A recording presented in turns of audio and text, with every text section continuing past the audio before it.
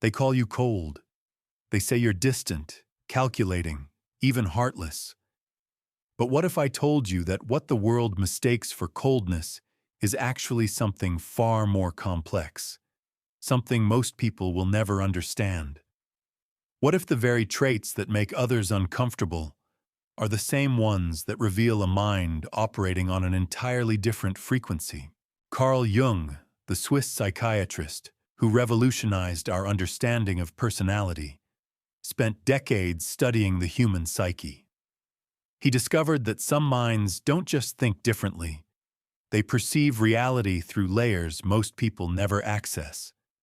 These are the architects of thought, the visionaries who see systems where others see chaos, who plan futures while others react to the present moment. If you've ever been told you're too serious, too quiet, too analytical, you might be one of them. The INTJ, what Jung would have recognized as a masterful blend of introverted intuition and extroverted thinking. These aren't people who lack emotion. They're people whose emotional world operates according to principles the external world rarely recognizes. Today, we're diving deep into 5 unmistakable signs that what others often call coldness is actually the signature INTJ mind. Not personality quirks or social awkwardness, but cognitive architecture that shapes how you move through the world. By the end of this exploration, you won't just understand these signs, you'll recognize why they've been misunderstood for so long.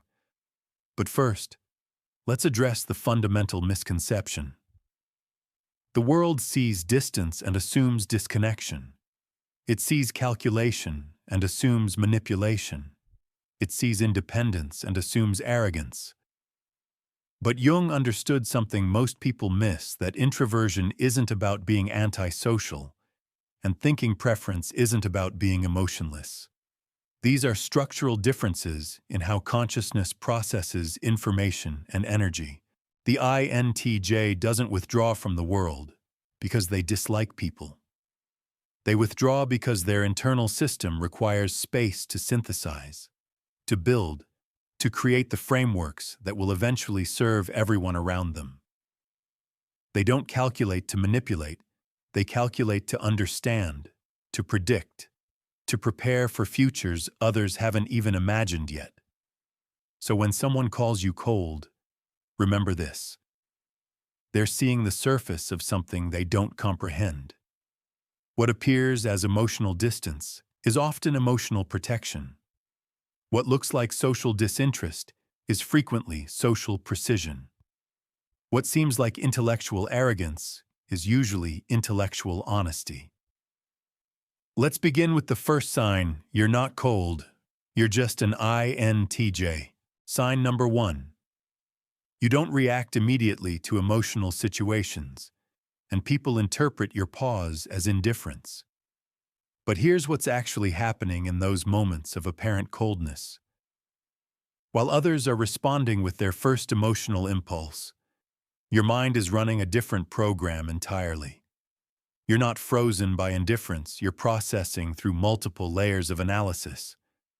When someone comes to you upset, crying, or angry, your first instinct isn't to mirror their emotional state. Instead, your dominant function, introverted intuition, begins mapping the situation. What patterns led to this moment? What systemic issues might be at play? What are the real underlying causes beyond the immediate trigger? Your auxiliary thinking function then starts organizing potential solutions, not just emotional band-aids, but structural changes that could prevent this problem from recurring. To the person seeking immediate emotional validation, your thoughtful pause feels cold. They want you to gasp, to react, to match their energy level. But you're doing something more valuable. You're seeing the bigger picture they're too close to recognize. You're thinking 3 moves ahead while they're still processing move 1. This isn't emotional unavailability. It's emotional depth operating at a frequency most people don't recognize. You feel the weight of their situation. But you also feel the responsibility to provide something more substantial than momentary comfort. You're not cold, you're comprehensive. Sign number 2. You make decisions based on logic and long-term consequences rather than immediate feelings, and others mistake this for lack of empathy. But here's the truth they're missing. Your empathy doesn't express itself through emotional mirroring. It expresses itself through strategic thinking, designed to create better outcomes for everyone involved. When a friend asks for advice about a relationship that's clearly destructive, you don't just offer comfort.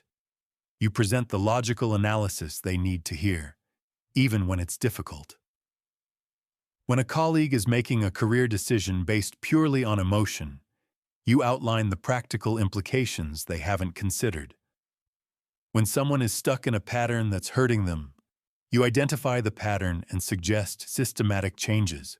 Others interpret this as coldness because they expect you to validate their feelings first. But your version of care is different. You care enough to tell the truth, even when the truth is uncomfortable. You care enough to think beyond the immediate moment, to the long-term well-being of the people you value. Your empathy is architectural. While others offer emotional scaffolding, you're designing permanent structures that will support people long after the current crisis passes. This isn't coldness, it's love expressed through competence and foresight. Sign number 3. You need significant alone time to process and recharge, and people interpret your withdrawal as rejection. But solitude for an INTJ isn't escape, it's essential maintenance of your internal systems. Your mind operates like a complex processing center, constantly taking in information, recognizing patterns, building models, and generating insights. When you withdraw, you're not avoiding people because you don't care about them. You're creating the mental space necessary to be fully present when you do engage. Your introverted intuition needs quiet to synthesize all the data it's been collecting. Your thinking function needs uninterrupted time to organize insights into actionable frameworks. Without this processing time, you become mentally cluttered, emotionally drained, and far less effective in your interactions. The withdrawal that others interpret as coldness is actually preparation for deeper, more meaningful connection. You're not running away from relationships, you're creating the internal clarity that makes authentic relationships possible. Many INTJ describe feeling guilty about their need for solitude, especially when others take it personally. But this guilt misses the point entirely. Your alone time isn't selfish, it's how you maintain the mental clarity that allows you to contribute meaningfully to other people's lives. Sign number 4. You communicate directly and focus on solutions rather than processing emotions aloud, and people mistake your efficiency for insensitivity. But here's what they don't understand about your communication style. When you speak, you've already done the emotional processing internally. The words that come out have been filtered through your thinking function, refined for clarity and practical value. Others might need to talk through their feelings to understand them, but you understand your feelings through private reflection. By the time you're ready to communicate, you've moved beyond the emotional chaos to the structure that can actually help solve the problem. Your communication style reflects your cognitive preferences. You don't withhold emotional expression because you lack emotions. You express emotions through solutions, through actions, through carefully considered words that carry more weight because they've been thoroughly processed. When someone shares a problem with you, your instinct is to help them solve it, not to help them feel better about having it. This solution-focused approach can seem cold to people who need emotional processing, but it's actually a different form of care, expressed through competence rather than comfort. Sign number 5. You maintain high standards and clear boundaries, and people interpret your selectivity as superiority or coldness. But your standards aren't about judging others. They're about protecting your energy and ensuring that your limited social resources are invested wisely. As an INTJ, you have finite social energy and deep need for meaningful connection. You can't be everything to everyone, so you choose carefully where to invest your time and emotional resources. This selectivity isn't coldness, it's wisdom about your own limitations and clear understanding of what kinds of relationships truly serve both you and the other person. Your boundaries aren't walls, they're filters designed to create space for the relationships that matter most. When you say no to casual social obligations, you're saying yes to deeper connections with people who understand and appreciate your particular way of engaging with the world. The world often mistakes discernment for arrogance, but your selectivity comes from self-knowledge, not superiority. You know what environments allow you to thrive, what kinds of people energize rather than drain you, and what types of interactions align with your authentic self. This isn't about thinking you're better than others. It's about understanding your own architecture well enough to operate within it effectively. Jung wrote about the importance of knowing your own psychological type, not to limit yourself, but to work with your natural patterns rather than against them. But here's where the deeper truth emerges. These 5 signs aren't just random behaviors, they're all expressions of the same underlying cognitive structure. The INTJ mind operates like a sophisticated filtering system, constantly sorting information, relationships, and experiences through multiple layers of analysis. What others perceive as coldness is actually this filtering system in action. Your apparent emotional distance isn't disconnection, it's protection of something precious. Your internal world is where your most important work happens. The visions you build, the systems you design, the solutions, all of this requires a kind of mental sanctuary that shallow interactions and emotional chaos can easily disrupt. Think about it this way. If you were an architect designing a building that thousands of people would live in, you wouldn't let random passers-by interrupt your blueprints every few minutes. You'd protect your workspace, maintain your focus, and work with the deep concentration that complex design requires. Your mind operates the same way it's designing futures, building frameworks, solving problems that won't become apparent to others for months or years. The world mistakes this protective focus for coldness because most people experience emotion as something that demands immediate external expression. But for INTJ, emotion is more like the foundation of a building, essential, structural, but not meant to be on display. Your deep feelings express themselves through your work, through your commitments, through the quality of attention you give people and projects you deem worthy. Jung understood that different personality types have different ways of accessing and expressing their emotional depths. The extroverted feeling types wear their hearts on their sleeves. The introverted feeling types guard their emotional core like a sacred flame. But introverted thinking types, like INTJ, often experience emotion as information, as data that forms their understanding of systems and relationships. When you care about someone, it might not look like constant emotional availability or frequent expressions of affection. Instead, it looks like remembering important details about their goals, offering practical help when they need it, or creating solutions to problems they didn't even know they had. Your love is architectural. It builds things that last. This is why superficial social interactions feel so draining. They require you to operate outside your natural cognitive flow, to express emotions in ways that don't align with your internal processing style, to engage with information that your mind recognizes as irrelevant to any meaningful pattern or system. But when you find people who understand your particular frequency, who appreciate solutions over sympathy, who value depth over breadth, who recognize that your withdrawal is preparation for deeper engagement, something remarkable happens. The same traits that others call cold become the foundation for extraordinarily meaningful relationships.